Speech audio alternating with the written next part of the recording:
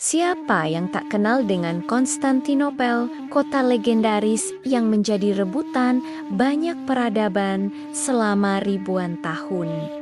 Hanya satu nama yang berhasil menaklukkannya dan mengubah jalannya sejarah dunia. Sultan Muhammad Al-Fatih. Kisahnya bukan sekadar cerita perang, tapi sebuah epik tentang keyakinan, kecerdasan, dan kepemimpinan yang luar biasa. Mari kita kembali ke masa lalu, ke tahun ke-1432 di kota Edirne, ibu kota Kesultanan Utsmaniyah saat itu. Lahirlah seorang pangeran bernama Muhammad. Ayahnya adalah Sultan Murad, seorang pemimpin yang bijaksana. Sejak kecil, Muhammad sudah menunjukkan tanda-tanda kecerdasan yang luar biasa. Ia dididik oleh para ulama dan cendekiawan terbaik di masanya, seperti Syekh A'aq Syamsuddin yang kelak menjadi guru spiritual dan pembimbing utamanya. Pangeran muda ini tidak hanya belajar ilmu agama dan pemerintahan, ia juga sangat tertarik pada ilmu pengetahuan, teknologi, dan strategi militer. Konon, ia menguasai 7 bahasa, termasuk Latin dan Yunani, yang memungkinkannya mempelajari sejarah dan budaya Romawi secara mendalam. Yang paling penting, sejak kecil, hatinya sudah tertambat pada sebuah hadis Nabi Muhammad SAW yang berbunyi, Konstantinopel akan ditaklukkan oleh tangan seorang pemimpin yang sebaik-baik pemimpin, dan pasukannya adalah sebaik-baik pasukan.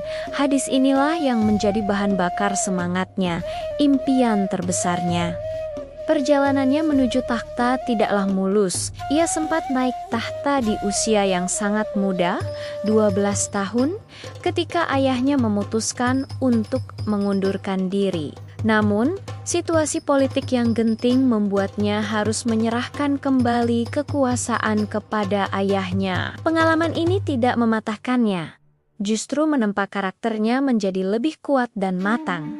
Pada tahun 1451, Sultan Murad II wafat. Muhammad, yang saat itu berusia 19 tahun, kembali naik takhta. Kali ini, ia benar-benar siap. Gelar Al-Fatih, yang berarti sang penakluk, memang belum ia sandang. Tetapi tekad untuk menaklukkan Konstantinopel sudah membara di dadanya. Ia segera memulai persiapan yang sangat matang dan mendetail. Langkah pertamanya adalah mengamankan wilayahnya. Ia membuat perjanjian damai dengan negara-negara tetangga di Eropa dan Asia untuk memastikan tidak ada serangan dari belakang saat ia fokus pada Konstantinopel. Langkah strategi selanjutnya adalah membangun sebuah benteng megah di tepi Selat Bosphorus, tepat di seberang benteng yang sudah ada. Benteng ini, yang diberi nama Rumeli Hisari atau Benteng Eropa, dibangun hanya dalam waktu 4 bulan. Tujuannya jelas, memutus jalur bantuan dari Laut Hitam ke Konstantinopel. Ini adalah sebuah langkah jenius yang menunjukkan visi strategisnya. Al-Fatih sadar menaklukkan Konstantinopel tidak bisa hanya dengan semangat. Ia membutuhkan teknologi militer terdepan. Ia merekrut seorang insinyur ahli meriam bernama Orban dari Hungaria. Orban ditugaskan untuk menciptakan meriam-meriam raksasa yang belum pernah ada sebelumnya. Salah satu yang paling terkenal adalah meriam Basilika atau meriam Sultan, sebuah meriam monster yang membutuhkan ratusan orang untuk memindahkannya dan mampu melontarkan proyektil batu seberat lebih dari 0,5 ton. Meriam inilah yang akan menjadi kunci untuk meruntuhkan tembok legendaris Konstantinopel yang telah bertahan dari puluhan pengepungan selama berabad-abad. Pada awal April tahun 1453, pengepungan pun dimulai. Ratusan ribu prajurit Utsmaniyah dengan semangat jihad yang berkobar mengepung kota dari darat. Di laut, armada Utsmaniyah mencoba menembus pertahanan Teluk Tanduk Emas, sebuah perairan strategis yang dilindungi oleh rantai raksasa. Namun, upaya ini selalu gagal. Disinilah kecerdasan Al-Fatih yang tak biasa kembali bersinar. Ia tidak menyerah.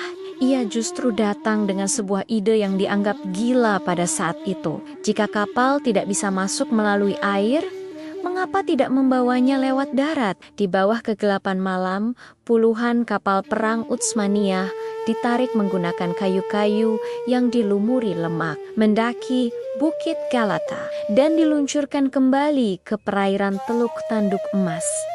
Bayangkan betapa terkejutnya para prajurit Bizantium keesokan paginya.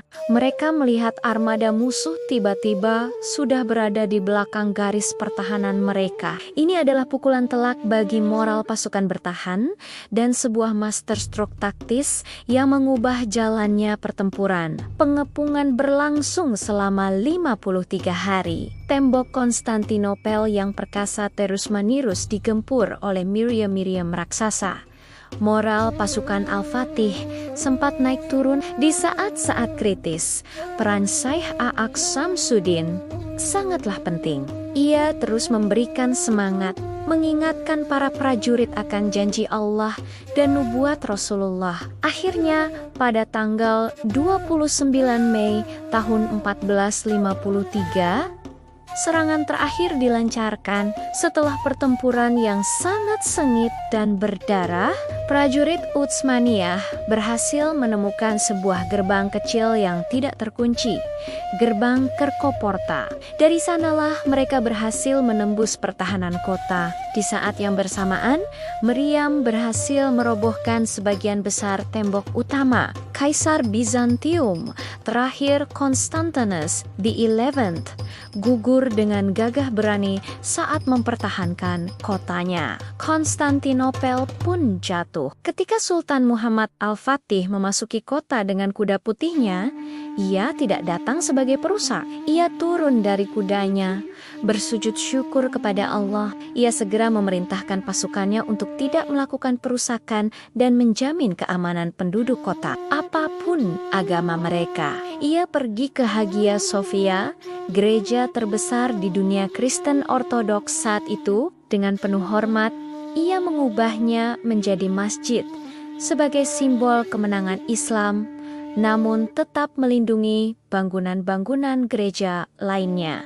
Al-Fatih membuktikan bahwa ia bukan hanya seorang penakluk, tapi juga seorang negarawan yang visioner. Ia menjadikan Konstantinopel, yang kemudian diubah namanya menjadi Istanbul, sebagai ibu kota baru kesultanannya. Ia mengundang kembali orang-orang yang telah melarikan diri, termasuk orang-orang Yunani dan Eropa, untuk kembali tinggal dan berdagang di kota itu. Ia membangun kembali kota, mendirikan pasar, masjid, sekolah, dan rumah sakit. Istanbul di bawah kepemimpinannya berkembang menjadi pusat peradaban, ilmu pengetahuan, seni, dan perdagangan yang kosmopolitan. Kisah Muhammad Al-Fatih adalah bukti nyata bahwa dengan keyakinan yang kuat, perencanaan yang matang, kecerdasan, dan keberanian, impian sebesar apapun bisa diwujudkan. Ia bukan hanya menaklukkan sebuah kota,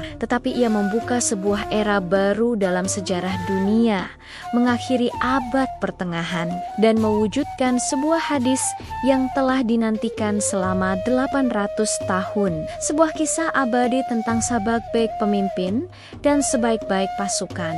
Jangan lupa like, komen, dan subscribe channel Kang Musya untuk kisah inspiratif lainnya ya. Terima kasih sudah menonton.